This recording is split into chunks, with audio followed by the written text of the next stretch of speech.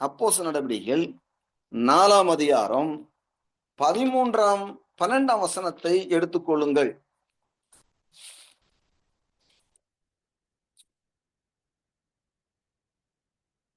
வசனத்தை நான் வாசிக்கிறேன். அவராலே அன்றி வேறொருவராலும் ரட்சிப்பு இல்லை. இந்த உலகத்துக்கு ரட்சிப்பு வரணும்னா பாருங்க, சிலர்லாம் பாத்தீங்கன்னா எனக்கு ஆச்சரியமா இருக்கும். சில காரியம்லாம் பார்த்துட்டு கண்ணீர் விட்டுருக்கிறேன். முதுகுல கொக்கி போட்டு தொங்கிட்டு போவாங்க. போரூர்ல பாத்தீங்கன்னா ஒரு குறிப்பிட்ட நாள்ல உரலை இழுத்துட்டு போவாங்க. வேலை குத்தி போவான். ஆனா அவனுக்கு ரட்சிப்பு இருக்கா? ரட்சிப்பு இல்ல. எவ்வளவு சன்மார்க்கனமா நடக்கிறாங்க. நம்மளை விட நல்லவர்களா நடக்கிறாங்க. அவர்களுக்கு ரட்சிப்பு உண்டா? கிடையாது. நம்மளோட பக்தியா இருக்கிறவங்க ஜனங்க இருக்கிறாங்க. கடவுளுக்குன்னா எதையும் கொடுக்கிறவர்களா இருக்கிறாங்க. கோயில் கட்டி கொடுக்கிறவங்களா இருக்கிறாங்க. அவர்களுக்கெல்லாம் ரட்சிப்பு உண்டா? இல்ல. ஏன் இல்ல தெரியுமா? அவர்கள் செஞ்சாலும் தான தர்மங்கள் பண்ணினாலும் அவர்கள் நல்லவர்களா இருந்தாலும் ரட்சிப்பு அவர்களுக்கு கிடைக்காது. ஏன் அவர்களுக்கு கிடைக்காதுன்னா, அவராலே அன்றி வேறொருவராலும் ரட்சிப்பு இல்லை. யாரால்? அவர் இயேசுவால் மட்டும்தான் ரட்சிப்பு உண்டு. மற்றது செய்யறது எல்லாம் வீண். பரிசேயர் சொல்றாங்க, உலகமே அவரை பின்பற்றி போகுது, நீங்க செய்யறதுதான் வீண் அப்படின்றாங்க. அப்படின்னா நல்ல கவனிங்க. அப்ப இன்னைக்கு மக்கள் ஓடுகிறார்கள், முட்டி போட்டே நடக்கிறாங்க. இங்க இருந்து திருவண்ணாமலைக்கு நடந்தே போறாங்க மக்கள். நைட்லாம் இரவு ஒரு 8 மணிக்கு மேல பாத்தீங்கன்னா அப்படி நடந்து போவாங்க. நூற்றுக்கணக்கான மக்கள் நடக்கிறார்கள் விடிய விடிய.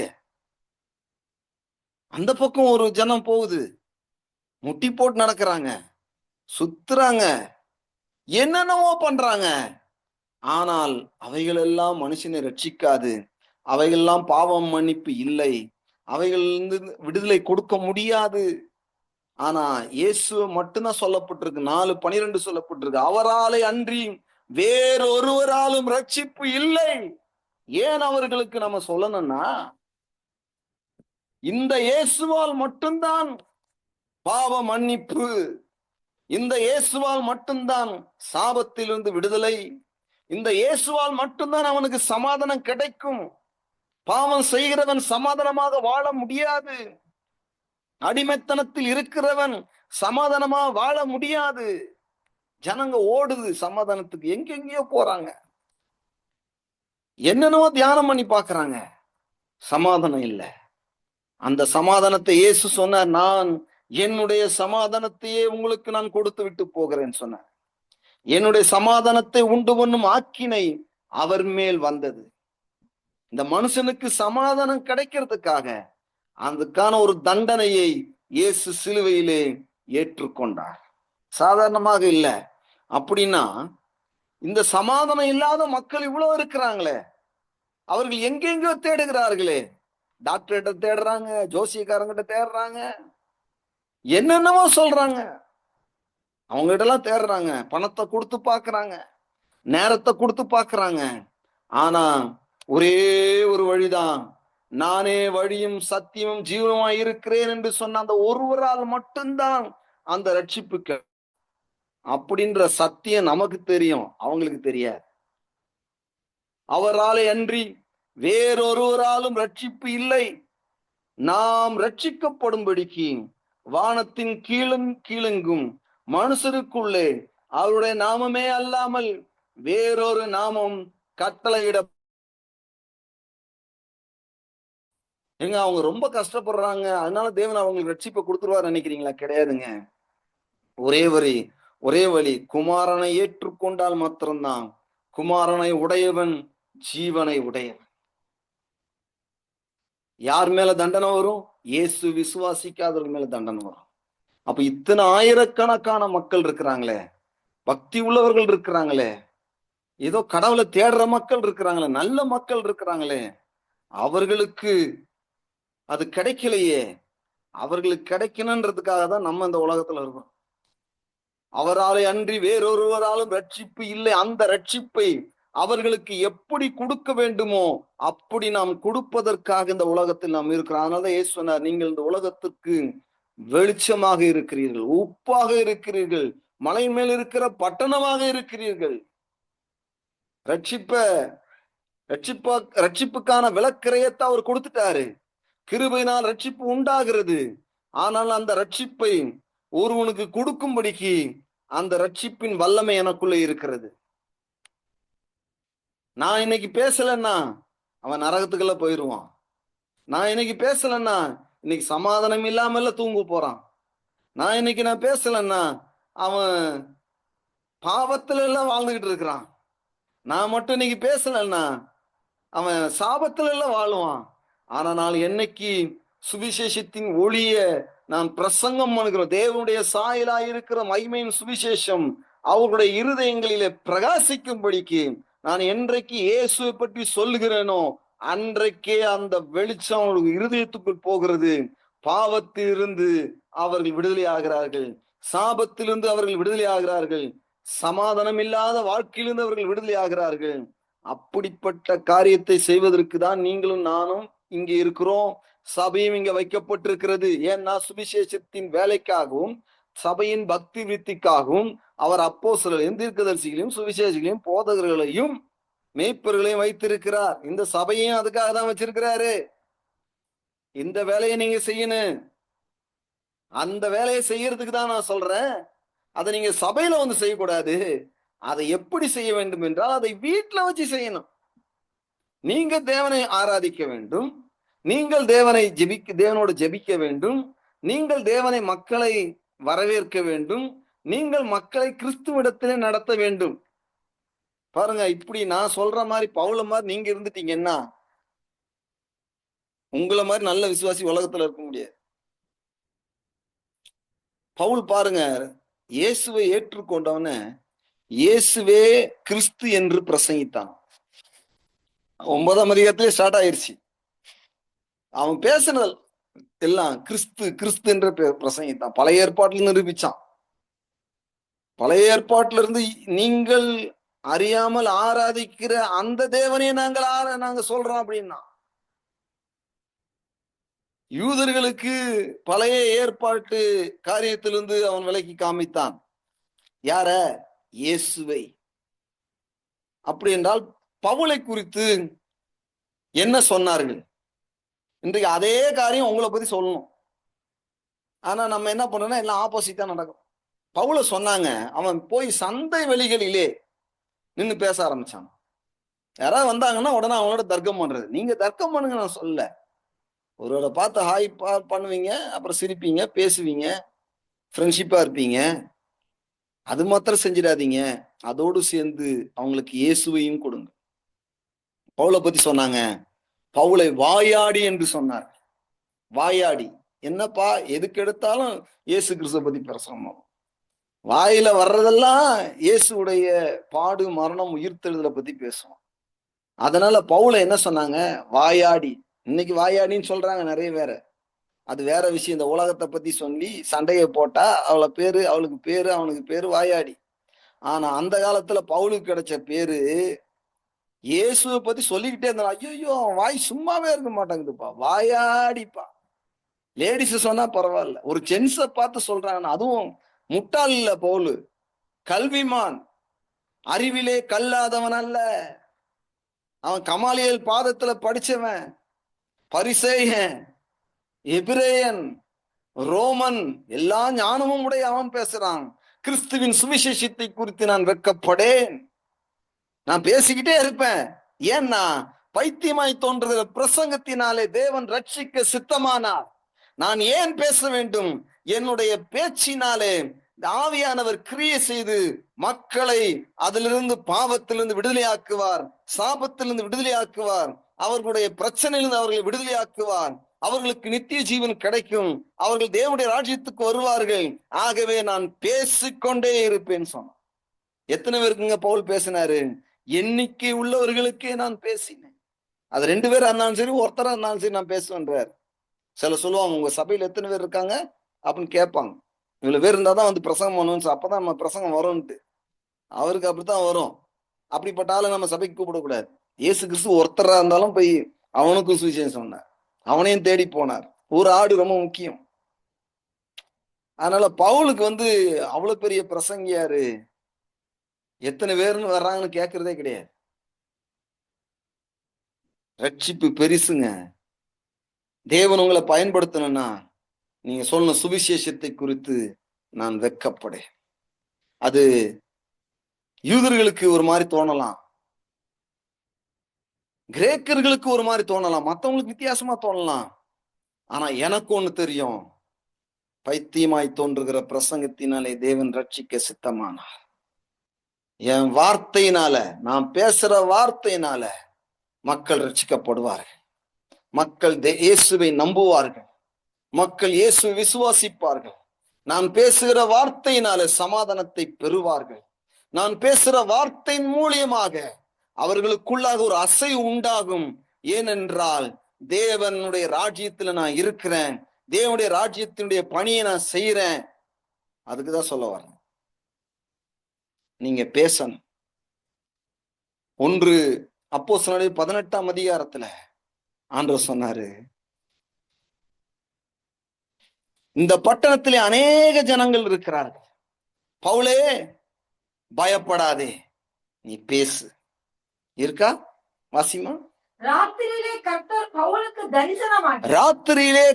பவுலுக்கு தரிசனமாகி நீ பயப்படாமல் பேசு, நீ பயப்படாமல் பேசு. நீ பேசினாதான் உனக்கு வாயாடின்னு பேர் வரும். பயப்படாமல் பேசு, மௌனமாயிராதே, நான் உன்னுடனே கூட இருக்கிறேன். உனக்கு தீங்கு செய்ய முடியும் ஒருவனும் உன்மேல் கை போடுவதில்.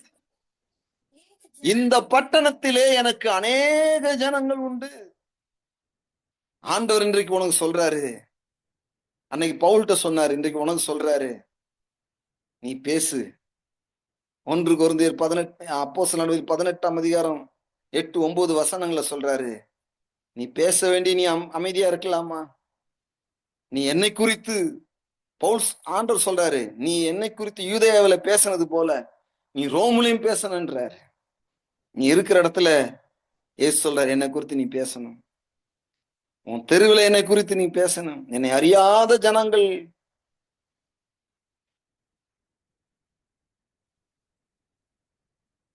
ஆயிரக்கணக்கான ஜனங்கள் இருக்கிறார். அவர்களுக்கு என்னை குறித்து நான் பேசும்படி உன்னை அழைத்திருக்கிறேன்.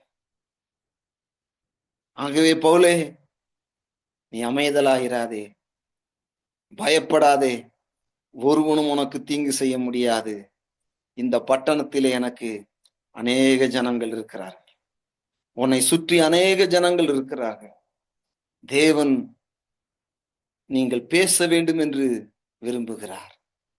அதனாலதான் பேசினாதான் வாயாடி என்ற பெயர் அவனுக்கு வந்துச்சு. பவுலை பார்த்து சொன்னாங்க, இவன் வாயாடி என்று சொன்னார்கள். பவுல் சொன்னா கூட பரவாயில்ல, அவனுக்கு இன்னொரு பேரை வச்சுட்டாங்க, வாயாடி. அப்ப நீங்க பேசணும். அதனால பவுல் சொன்னா, நான் எதை விசுவாசிக்கிறேனோ அதை நான் பேசுகிறேன். நான் பேசுகிறவர், நான் விசுவாசிக்கிறவர் இன்னார் என்பதை அறிந்திருக்கிறேன். நீங்க ஒரு ஆளை விடலாமா? ஏங்க, இந்த உலகத்துல வேஸ்டா போனா பரவாயில்ல, நம்ம பேசுறது பரலோகத்துக்கும் நரகத்துக்கும் உள்ள வித்தியாசத்தை சொல்லிட்டு இருக்கிறோம்.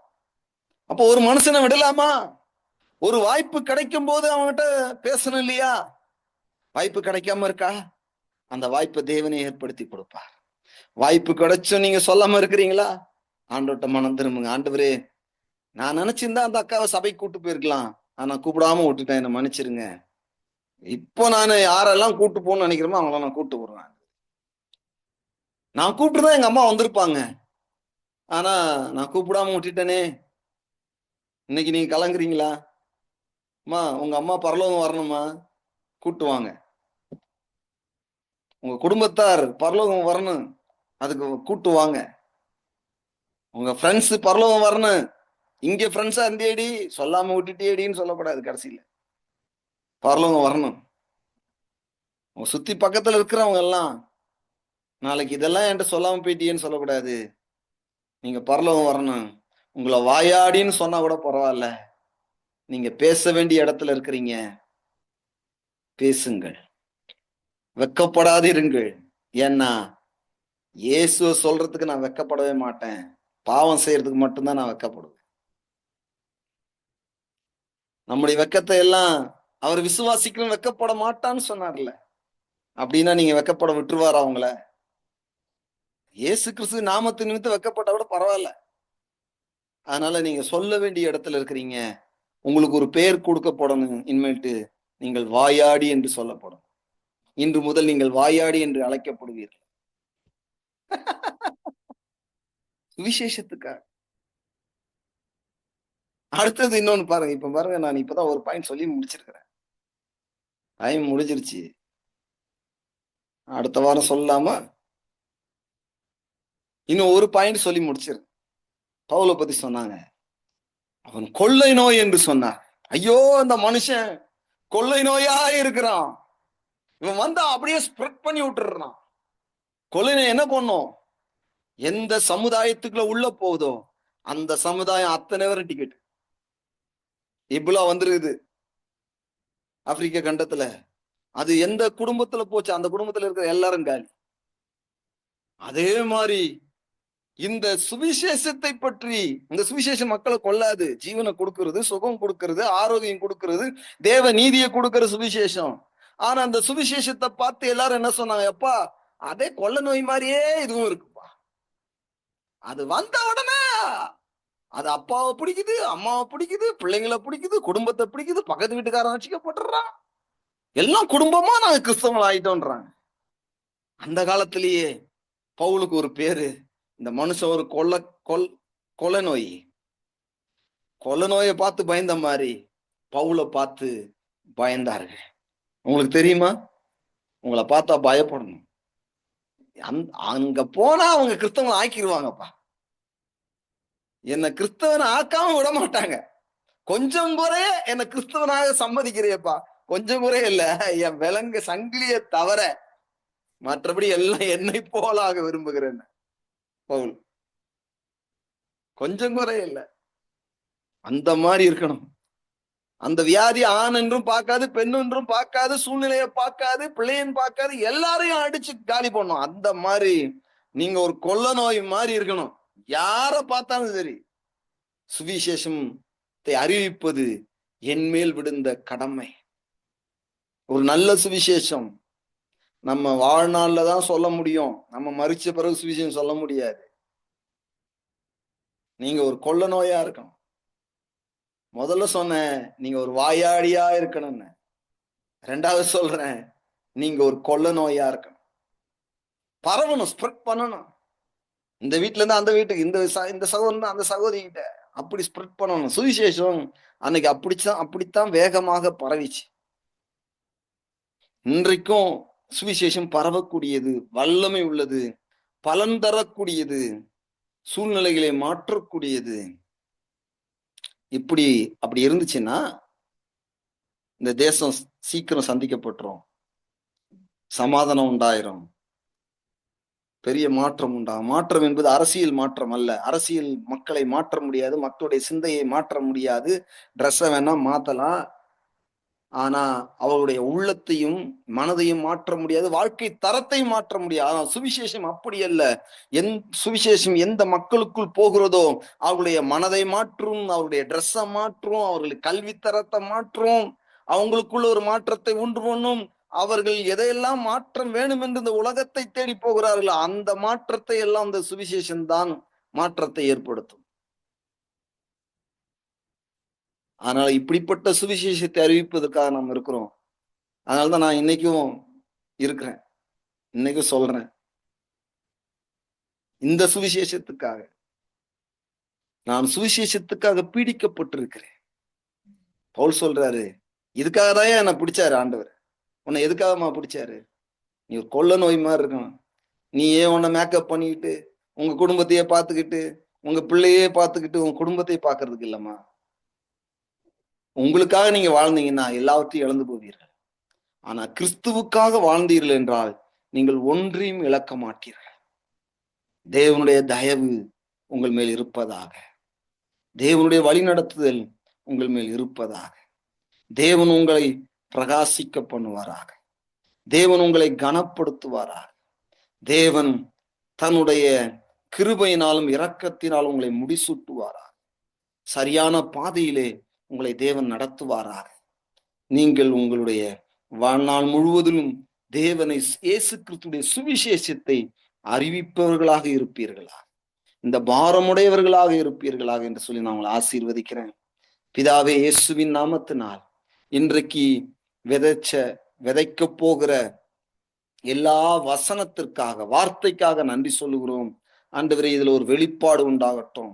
தொடர்ந்து நாங்கள் இதை கற்றுக்கொள்ள எங்களுக்கு உதவி செய்வீராக. அதை போல ஆண்டவரே, பிரகாசமான மனக்கங்களை கொடுப்பீராக.